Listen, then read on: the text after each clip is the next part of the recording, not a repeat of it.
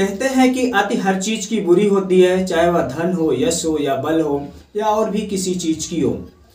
वास्तविकता के धरातल पे रहकर ख्वाब सजोना चाहिए, ना तो किसी को देखकर ऊंचे ऊंचे ख्वाब सजोना चाहिए, ना तो अपने अंदर ईर्ष्या या तृष्णा जगानी चाहिए। हमेशा अपने आप अपनी परिस्थिति को देखकर आगे बढ़ना चाहिए। लेकिन इन सब से परे एक महिला की कहानी आज ऐसी है जो पैदा तो एक सामान्य परिवार में होती है, धीरे धीरे बड़ी होती है, उसकी शादी हो जाती है सामान्य परिवार में ही। उसके बाद कुछ दिन तो ठीक ठाक चलता है, लेकिन बाद में उसे ऐसा लगता है कि शायद मेरा ख्वाब अधूरा ही रह जाएगा। फिर वह एक ऐसा कदम उठाती है कि जिससे सिर्फ उसकी ही नहीं बल्कि उसके पूरे परिवार तबाह हो जाता है। नमस्कार, स्वागत है सच्ची घटनाओं पर आधारित क्राइम स्टोरी के इस नए एपिसोड में। आज की जो सच्ची घटना है वह घटना है राजस्थान प्रदेश का एक जिला पड़ता है हनुमानगढ़। हनुमानगढ़ जिले के अंतर्गत ही टिब्बी थाना आता है। उसी थाने के अंतर्गत मकरानी गांव की कहानी है। वहां पर रहने वाले हंसराज एवं सविता देवी एक युगल होते हैं। उनकी 2 संतान होती है, एक पूजा 21 साल जिसकी उम्र होती है, दूसरी बेटी होती है अंजू 19 साल की होती है। हंसराज मेहनत मजदूरी करने वाला व्यक्ति होता है। गरीब माँ बाप की बेटियां अपने आसपास पड़ोसियों के रहन सहन से काफ़ी प्रभावित होती थी। उनके पास महंगा घर, महंगी गाड़ी, महंगे शौक आदि को देखकर खुद भी ऊंचा ख्वाब देखने लगी। इस तरह ख्वाब देखते देखते जब वह शादी की योग्य हो जाती है, तब हंसराज 2011 में राजस्थान प्रदेश के ही चूरू जिले के अंतर्गत रहने वाले एक दंपत्ति खन्नाराम और विद्यावती होते हैं। उनके 2 बेटे, एक कल्लूराम दूसरा दीपक, उनके साथ कर देते हैं शादी। शादी के बाद जब पूजा ससुराल जाती है तो पूजा का पति कल्लूराम भी पूजा के पिता की तरह ही मजदूर किस्म का था। शादी के बाद धीरे धीरे समय बीतने लगता है दोनों का। इस बीच उसके घर में एक नन्हा मेहमान, एक बेटी का जन्म होता है, तो परिवार में खुशियों का माहौल होता है। बेटी बड़ी होने लगती है। शादी को धीरे धीरे 4-5 साल बीत चुके हैं। पूजा को अब लगने लगता है कि मेरा पति भी मजदूर किस्म का है। मैं घर में अपने पिताजी के पास जब रहा करती थी तो ख्वाब देखती थी कि शायद ससुराल चलने के बाद पूरा होगा, लेकिन यहाँ भी मुझे ऐसा लगता है कि अब हमारा ख्वाब अधूरा ही रह जाएगा। तो ससुराल में पूजा का व्यवहार बदलने लगता है। आए दिन घर में लड़ाई झगड़ा शुरू हो जाता है, कभी सास से, कभी पति से, कभी घर में रहने वाले और सदस्यों से। इस तरह से पूजा का बर्ताव देखकर पूजा की सास विद्यावती एक दिन अपने बेटे कल्लूराम से कहती है कि बेटा इसको मायके छोड़ दो या तो अलग रह लो हम लोगों से, शायद पूजा को थोड़ा सुकून मिले, उसका बर्ताव बदल जाए। तो माँ की बात मानकर कल्लूराम पूजा को लेकर अपने ससुराल मकरानी चला जाता है, साथ में बेटी को भी लेकर। तो अब कल्लूराम, पूजा और छोटी सी बेटी तीनों जाके मकरानी में रहने लगते हैं। कल्लूराम ससुराल में रहकर अब मेहनत मजदूरी करके अपने परिवार का भरण पोषण करने लगता है। ऐसे ऐसे ही कुछ समय बीतता है। फिर वहीं पर पूजा की मुलाकात पड़ोस में उसके रहने वाली एक अर्चना सिंह नाम की महिला से होता है। अर्चना सिंह के पति कक्का सिंह होते हैं। कक्का सिंह और अर्चना की शादी प्रेम विवाह हुआ था। अर्चना और पूजा में अच्छी दोस्ती हो जाती है। तो अर्चना का एक भाई होता है संदीप, उसकी उम्र लगभग 20 साल के आसपास होती है। वह रावतसर का रहने वाला था। तो एक दिन अपने बहन के घर आया हुआ था। तो अर्चना और पूजा दोनों एक साथ बैठे थे। तो पूजा को देखकर संदीप कहता है, दीदी ये कौन है? तो अर्चना परिचय करवाती है पूजा का अपने भाई से। तो संदीप पूजा को देखकर पहली बार देखता ही रह गया। तो परिचय के दौरान संदीप पूजा का मोबाइल नंबर ले लेता है। फिर धीरे धीरे घर जाने के बाद पूजा और संदीप में बातचीत का सिलसिला शुरू हो जाता है। यह बातचीत कुछ ज़्यादा ही आगे बढ़ने लगती है। पूजा अपनी सारी समस्याएं संदीप को बताती कि कैसे मैं शादी के पहले भी ख्वाब देखती थी, सोचा कि शादी के बाद सारे सपने पूरे होंगे। शादी के बाद भी अब मुझे लगता है कि हमारे सपने पूरे नहीं हो पाएंगे।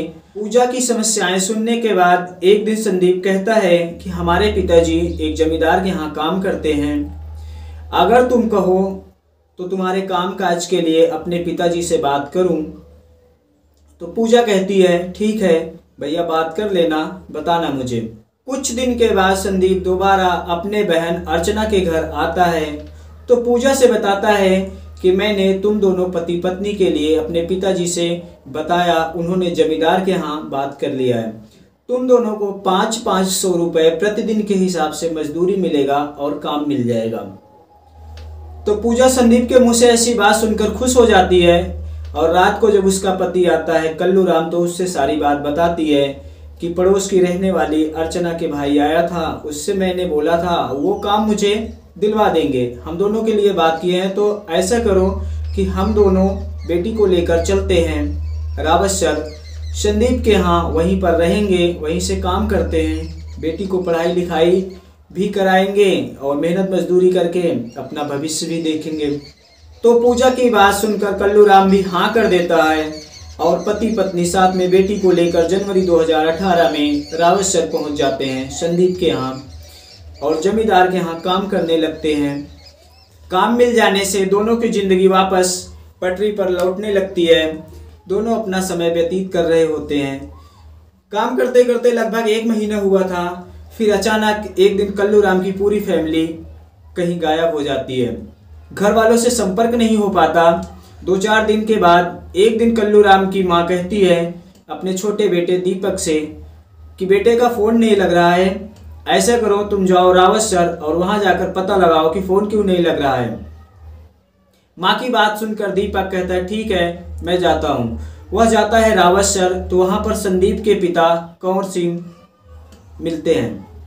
कंवर सिंह अर्चना के भी पिता हैं। कंवर सिंह से दीपक अपने भाई कल्लू राम और भाभी पूजा के लिए बात करता है तो कंवर सिंह कहता है कि मुझे जानकारी नहीं है। कंवर सिंह के मुंह से ऐसा सुनकर दीपक फिर दोबारा पूछता है आपके ही बेटे संदीप के कहने पर तो हमारे भैया भाभी यहाँ आए थे, आपने ही तो कहा था कि जमींदार के यहाँ मैं काम लगवा दूंगा 500 रुपये प्रतिदिन के हिसाब से। तो कंवर सिंह गोल मटोल जवाब देता है जिससे दीपक को आभास हो जाता है कि यह सही नहीं बता रहा है। दोबारा लौटकर दीपक वापस आता है, अपनी माँ से सारी बात बताता है जो भी कंवर सिंह से हुई थी। तब घर वाले अनहोनी की आशंका वश 12 फरवरी 2018 को टिब्बी थाने पहुंचकर कल्लू राम के पूरे परिवार सहित गुमशुदगी की रिपोर्ट दर्ज करवाते हैं। पूरे परिवार सहित लापता होने का सुनकर पुलिस तुरंत जांच पड़ताल में जुट जाती है। शुरुआत में पुलिस को कुछ सुराग नहीं मिलता, फिर अचानक 4-5 दिन बीत जाते हैं तो एक दिन पूजा अपने सास के नंबर पर नए नंबर से फ़ोन करती है। शुरू में हाय हेलो करने के बाद बात पूरी नहीं हो पाती, तभी फ़ोन कट जाता है पूजा का। तो उस नंबर पे घर वालों की तरफ से दोबारा फ़ोन लगाने का प्रयास किया जाता है तो फ़ोन नहीं लगता है। तो फिर उसी नंबर को दीपक ले जाकर पुलिस थाने में दे देता है कि साहब इसी नंबर से फ़ोन आया था हमारी भाभी का, लेकिन बात पूरी नहीं हो पाई, फ़ोन कट गया। पुलिस उस नंबर को जब ट्रेस करते हैं तो पता चलता है कि पंजाब में एक दुकानदार का नंबर है। पुलिस फिर वहां पर पहुंच जाती है दुकानदार के पास, उससे पूछती है तो दुकानदार पूजा का तो एड्रेस नहीं बता पाता, लेकिन पुलिस दुकानदार के आसपास के लोगों से पूछताछ करके जब इलाके में खोजबीन शुरू करती है तो पूजा मिल जाती है। पूजा के मिलने पर यह पता चलता है कि उसके साथ सिर्फ उसकी बेटी है, पति गायब है। पति के बारे में जब पूजा से पूछा जाता है तो पूजा गोलमटोल जवाब देती है और बार बार अपना बयान बदलती है। इस बार बार बयान बदलने में पूजा फंस जाती है तो पुलिस को शक पूजा पर ज़्यादा गहरा हो जाता है। गिरफ्तार करके पूजा को पुलिस थाने लाती है। जब कड़ाई से पूछताछ की जाती है तो पूजा टूट जाती है और अपना जुर्म कबूल लेती है। हत्या के पीछे की जो कहानी पूजा पुलिस से बताती है वह बेहद चौंकाने वाली व डराने वाली होती है। पूजा पुलिस से बताती है कि साहब मैं एक सामान्य परिवार में जरूर पैदा हुई थी, लेकिन ख्वाब हमेशा ऊंचे देखती थी। अपने आसपास परिवार के पड़ोस के लोगों को महंगे शौक, महंगा घर, महंगी गाड़ी देखकर मैं भी सोचती थी कि काश ऐसा ही मेरे पास भी होता। यह सब देखते देखते फिर समय आता है जब हमारी शादी हो जाती है। शादी के बाद मैं सोचती हूँ कि शायद पति के घर हमारे ख्वाब पूरे होंगे, लेकिन वहाँ भी ऐसा नहीं होता। वहाँ भी सामान्य परिवार से ही होते हैं। फिर मेरी एक बेटी होती है। बेटी होने के बाद परिवार के खर्चे बढ़ते हैं, साथ में मुझे लगता है कि मेरे शौक भी पूरे नहीं हो पाएंगे।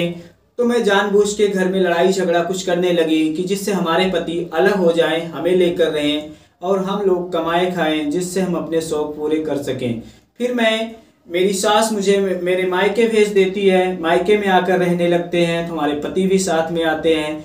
वहाँ भी मेहनत मजदूरी करके परिवार की भरण पोषण सिर्फ हो पाता है बस। फिर ऐसे ही चल रहा था तो पड़ोस की रहने वाली एक महिला अर्चना से मेरी दोस्ती काफ़ी गहरी हो जाती है। तो एक दिन उसका भाई आता है घर पे, तो मैं भी वहाँ पर थी। मुझे देखकर वह मुझ पर मोहित हो जाता है। हम दोनों एक दूसरे का नंबर ले लेते हैं, बातचीत होने लगती है। फिर धीरे धीरे हम लोगों की दोस्ती प्यार में बदल जाती है। उसके बगैर मुझे चैन नहीं मिलता, मेरे बगैर उसको सुकून नहीं मिलता। तो जब मैंने अपनी स्थिति के बारे में अपने सहेली के भाई संदीप से बताया तो संदीप ने मेरी स्थिति को देखकर काफ़ी तरस खाया और मुझसे बोला कि मैं अपने पिताजी से बात करके तुम दोनों को वहाँ पे नौकरी पे लगवा देता हूँ, वहीं पर चल के रहना हमारे घर, जिससे काम भी तुम लोग कर सको और हमारे तुम्हारा प्रेम भी चलता रहे। इस तरह मैं चली गई उसके घर रावतसर, वहाँ पर रहने लगी। जमींदार के यहाँ जब कभी काम नहीं होता था तो हम दोनों पति पत्नी, संदीप और उसके पिता, चारों लोग मिलकर खेतों में भी काम कर लिया करते थे। ऐसे ही चल रहा था काम, कभी जमींदार के यहाँ, कभी संदीप के यहाँ खेतों में जाकर। एक दिन ऐसे ही होता है कि संदीप और हमारे पति को जल्दी नींद आ जाती है। वो थक कर खेतों में काम करके आए हुए होते हैं, तो मुझे नींद नहीं आ रही होती है और संदीप के पिता कौर सिंह भी जाग रहे होते हैं। तो हम दोनों बातचीत करने लगते हैं। बातचीत करते करते कौर सिंह हमारे इतने करीब आ जाते हैं कि हम दोनों के बीच में और रिश्ता भी हो जाता है जो नहीं होना चाहिए। अब जो रिश्ता संदीप के साथ हमारा था, अब वही उसके पिता के साथ भी हो गया। इस तरह से बाप बेटे दोनों के साथ हमारे नाजायज रिश्ते बन गए। ऐसे ही चल रहा था तो एक दिन मेरा पति देख लेता है रंगे हाथ मुझे, तो मुझे मारता पीटता है। लड़ाई झगड़ा शुरू हो जाती है हम दोनों के बीच। कई दिन ऐसे ही बीत जाते हैं जब हम मिल नहीं पाते। तो एक दिन ये सब सारी बातें मैं उसके पिता कौर सिंह और संदीप से बता देती हूँ। तब उसके पिता एक खौफनाक प्लान बनाते हैं जिसमें हम तीनों शामिल होते हैं। तो प्यार में पहरेदार बने अपने पति को रास्ते से हटाने की हम तीनों साजिश रचते हैं। कौर सिंह के कहने पर मैं अपने पति को खाने में नींद की गोलियां मिलाकर देती हूँ। जब वह नींद में हो जाता है गहरी, तब मैं दुपट्टे से उसका गला कस कर रखती हूँ। कौर सिंह और संदीप दोनों मिलकर उसका पैर दबाए रखते हैं जब तक कि उसके प्राण नहीं निकल जाते हैं। फिर मृत्यु हो जाने पर प्लान के मुताबिक घर के पीछे खोदे गए गड्ढे में ले जाकर दफना देते हैं और मिट्टी से ढक देते हैं। फिर उसी रात हम तीनों उसी घर में जश्न मनाते हैं, ये सोचकर कि शायद अब किसी को पता नहीं चलेगा। 4-5 दिन बीत जाने के बाद संपर्क नहीं होने के कारण जब परेशान मेरी सासू माँ मेरे पास फ़ोन करती है अपने बेटे से बात करने के लिए, तो मजबूर होकर मुझे बहाना बताना पड़ता कि कभी खेत में गए हैं, कभी निमंत्रण में गए हैं, कभी मार्केट गए हैं।